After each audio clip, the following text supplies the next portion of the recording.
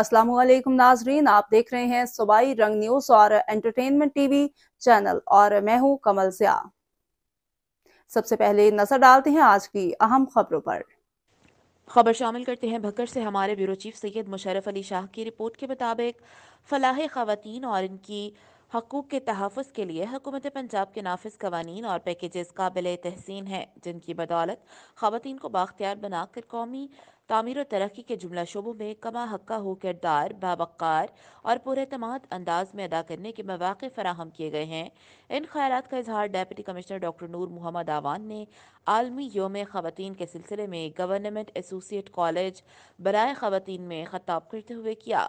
मुआशरे में औरत के मकाम और समाजी तरक्की के अमल में ख़वातीन के भरपूर किरदार पर तफसील से रोशनी डाली। इस मौके पर आलमी योम ख़वातीन के मौके पर दीगर मुकर्रिरीन ने भी ख़िताब किया। इस मौके पर गवर्नमेंट एसोसिएट कॉलेज बराए ख़वातीन में मौसम बहार की शजरकारी मुहिम का भी बाकायदा तौर पर इफ्तिताह किया गया। शजरकारी के मौके पर DFO Syed Asad Imran शराजी, college principal Farida Jafri भी मौजूद थीं।